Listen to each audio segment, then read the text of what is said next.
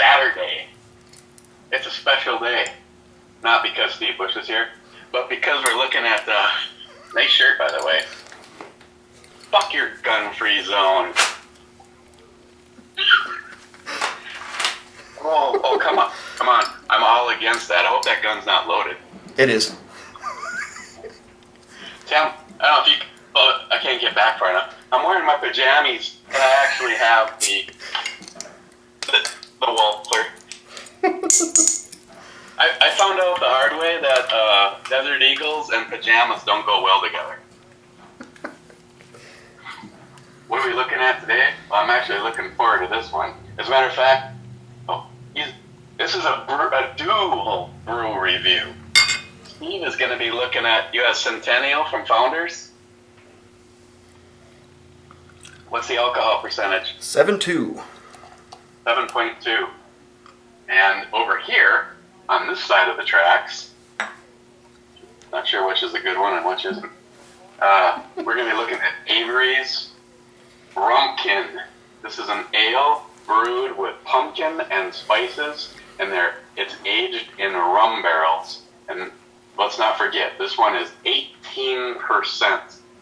And I was so looking forward to this, I actually had to break into my stash the other night. I kind of wish I wouldn't have done it, but I have 3 bottles of the Beast from Avery, and that's 13.1. That is such a large and awesome beer, and I had one. I promised I would age them, so now I have 2 to age. The top looks like this. I'm not sure if there's something under the foil. And since Steve is here, I'm going to use the charging handle. You know what amazes me is I haven't broke the little nipple off the end. Yeah, I said nipple. Yeah, it was really easy to do with just a flat file. Probably be even easier if you invested in, like, say, a Dremel. You could sell that shit. Yeah. The thing, you know what I think is awesome about it is this the stupid bird cage one that I got from Hornet Fixer and yours. I mean, if you had to, you could still put this shit in an AR. Then you got that hand stop I sent you. And yeah, well, that's different. That has a function. You know how many people just think that's a cool hand stop? When all the boys were here this year, I go, yeah, watch this. Whoa, it can do that too. I said, actually, it's a bottle opener, not a hand stop. But I almost walked over here to pour this beer without a glass. I don't think that would have gone well. It's a little tiny. You can smell those pumpkin spices. I cannot believe at 18% that this was actually as carbonated as it is. I can guarantee you at this level, you probably don't want to smoke. Hey, look, I got smooch in the bottom of my glass. Oh, cool. Well, mine's instantly a pumpkin beer. You got the conversion kit? Yeah. Needless to say, it smells like pumpkins. And being that I know that it has rum, I am picking that out, but what it's actually doing is it's adding a kind of a bizarre sweetness to the pumpkin smell. Oh, speaking of pumpkins, I know Samantha doesn't watch the brew reviews, but in case you catch this one, you better hurry your ass up. Yeah, I like the picture. 50% of the seeds were supposed to be for her. We carved 3 pumpkins last night.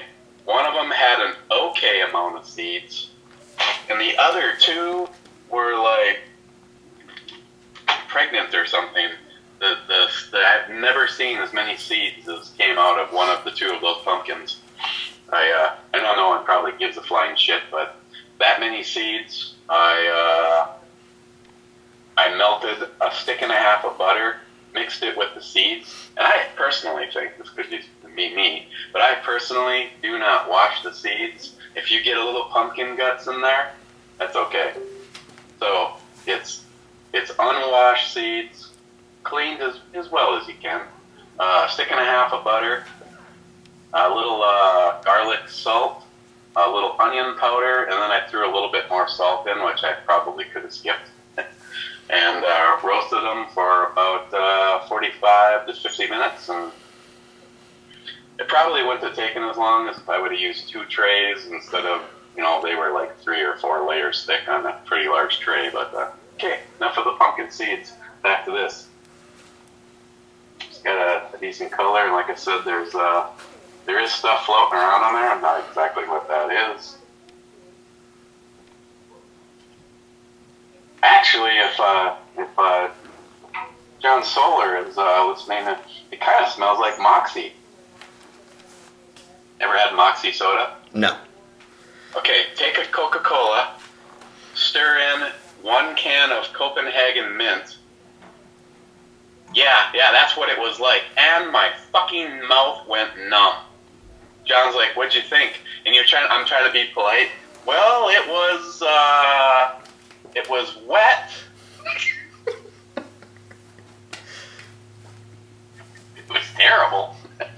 Oh shit, did I say that out loud? Okay, you guys. Cheers, Steve. Yeah.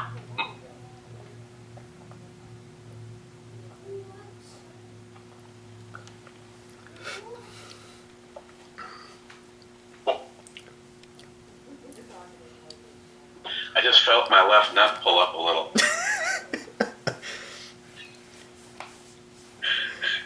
Is it pretty good?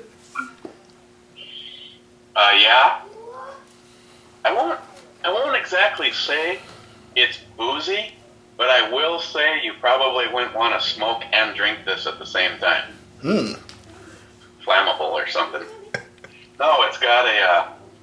This one isn't. There's no complexity to this at all. It tastes like pumpkins. Must be watching a hockey game. It tastes like pumpkins that have been marinating in rum. You get that alcohol warming. I was turning it down. Not without her permission. Go to sleep. You get, I know I threw you off by just like throwing you in all at once. I don't know if you have any alcohol in your system or not. No. We need to do one of these, but the rule has to be we each have to have at least 4 beers in us before we do. Actually, a buddy of mine's coming over probably in about 3 hours, and we're going to knock out 9. And I'm drinking 2. Yeah, you're drinking until he gets here so you can drink the 9? I got to come prepared. Yeah. Oh, that was really good. And again, I appreciate and thank you for that. If I ever see that, I'll actually get that again. But, like I said in the brew review, I'm usually not into beers that are that sweet, but the alcohol really made up for it. It was way too sweet for me. On the other hand, you were exactly right on that Nemesis. I didn't really care for that much. Well, we were kind of reversed. You thought the coffee was awful. I didn't taste any coffee, and it was just bland. Really? Yeah. You must have... Were they from the exact same, 6-pack? Yeah, well, 4-pack. That makes no sense at all, because I thought it was, almost too much on the coffee, but it wasn't... It wouldn't have been too much on the coffee if it would have been good coffee. It's just it's like someone soaked the shit in, Folgers or something. Well, did you like the bomb from Prairie? Yes, that was... Yeah, that had a lot better coffee flavor to it. Yeah, I like that all around better. It seemed more the complexity, the flavors, the coffee in it. They must have used a high-end coffee. Yeah. I don't know. Don't get me wrong. If I had a refrigerator full of coffee Nemesis, I'd probably eventually go through all of it. But it wouldn't be like I'd save it as a treat. And I don't really see anything in that one that would have gotten better by sitting on it for a while. All right, let me make mine real quick. Piney and hoppy, I give it a 9. All right.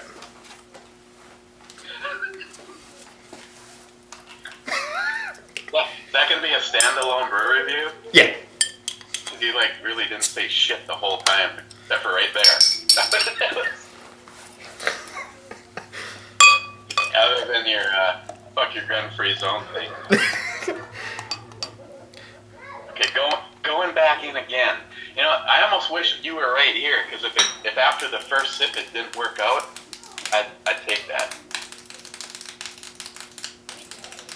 Again, how you're getting so much damn carbonation that it was almost like I could have poured mine fairly heavy and not had that happen. Blah. I don't like it. I'll take it. Just send it to me like that. I should have grabbed the Rasputin. Rasputin's good. Yeah. Well, I'm out of beer, so this is actually I was planning on aging it, but oh well. Actually, to be honest, if you said I will send you a case of Rasputin or that, I'd rather have that. Yeah, I think it would be a lot better aged. Like the 1050, I thought it was horribly aggressive. I actually gave it like a 6 or a 5 or something, but the aged version, I think I gave it like a 9. I've found that that's why I'm now curious, like bi-curious, as to aging anything that has a high alcohol content. That Dogfish Head, if you can actually drink a Dogfish 120 fresh and say you don't detect any booze in it, I call bullshit. But now, after it aged for a year, oh my god, it was like, I mean, literally like angels and harps and shit flew through the man cave area, and you just heard, as I drank it. And then I felt bad. It was like, oh, Johnny just aged this for a year. He's not here, and I just drank it. Don't you still have like a 2-year-old and a 1-year-old one? Actually, I've got, I don't even know. I think one of these is fresh, and one of these is aged. Yeah. Wow. I didn't know there was shit on the bottom of these either. Look like a goldfish swam by, for God's sake. Fuck. Yeah, one of the... Yeah, a 2014 and a 2015, and Johnny Watson. He's going to be here. Good God, it might be next weekend. He's going to be here, and we are going to review those side by side, because I don't know if he's ever had a chance to try an aged one or not. NIHAP sent me my 120 that I had, but I'd have to go all the way down to Texas to get them. Did you drink yours already? Yeah, it was last summer. I drank 3/4 of it because they didn't like it. You had it fresh. Yeah. Kind of that booziness that you get, even the warming is gone after a year. You just get this weird, like, enriched, like, roasted caramel, and almost wine isn't a fair word because it puts the wrong thought in your brain, but there's that level to, I don't know, there's something about a characteristic of wine that I thought I was getting out of all of them that sit for more than a year that have a high alcohol content. And right now I've got a bunch of stuff from Clown Shoes sitting there aging, and I got a bunch of bottles of that Double Black. And when I send you a Minnesota craft or Duluth craft beer package, I'm gonna send you a bottle of that Double Black, and I'm hoping that you're really gonna like it. I have to say they're $20 a bottle, but Damn. it was well, that's a 750 milliliter bottle too, so you'll be able to share. Just make sure Jesse's not there that night. Just kidding. I'll make sure the belly button's in full view. That I can honestly say, after having that barrel-aged Speedway Stout, the very limited edition, the one that Ryan, I don't remember the name of his channel. He's got a decent channel, and he he saw that I did the Speedway Stout, and I made the comment about trying to get a hold of a bottle of the barreled aged. He says, "Good luck. You have to have like the magic golden ticket to get one." Oh yeah, bitch, I got one, and it was $57 for that bottle. Me, Johnny Watson, and Nyhap split it, and we were basically all sitting there speechless because everybody. It was like the bottle turned into that little elephant in the room. It's like for $57, it was too intense. It was like too bourbony. It was like, would I take it back and get my money back if I could? Well, hell no. It was worth the experience. But would I have those on stash for special occasions? Absolutely not. It was too rich. It was too intense. And the double black, when you get it, like I said, hopefully you like it, but it represents everything that I love about a stout. Yeah. I think one of my more favorite stouts would be Lagunitas, their Imperial Stout.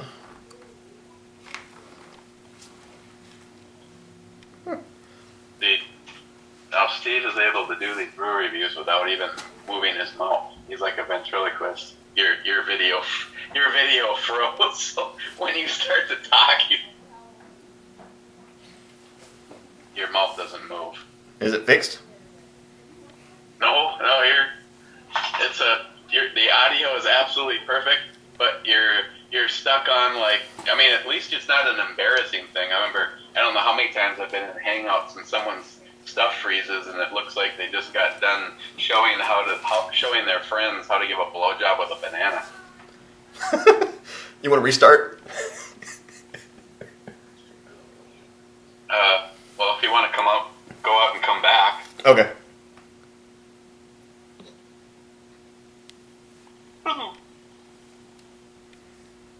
Did I get it? No. Oh my god.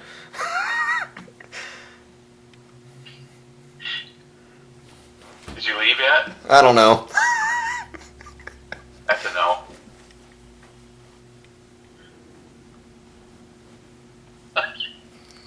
What, Joey? Want to try some of this? I don't know if you're worthy of this. Hang on. Fuck. Joey? Are you doing this on your phone? Yeah. Oh. I'm new.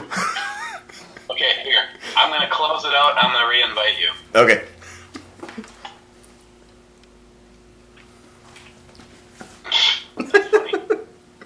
And the Firefox is not responding, but I can still hear you. Cool.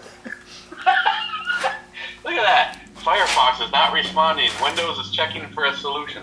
Can you hear me now? I hear you. Shit, the window's gone. Cool.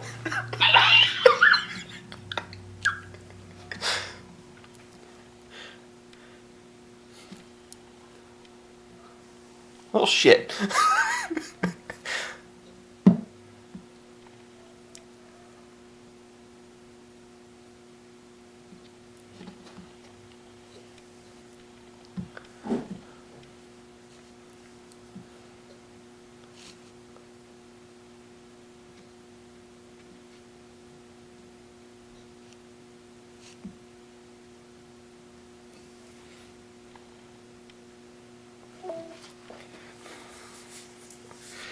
Well, we're going to go ahead and let you go because this is a long-ass video.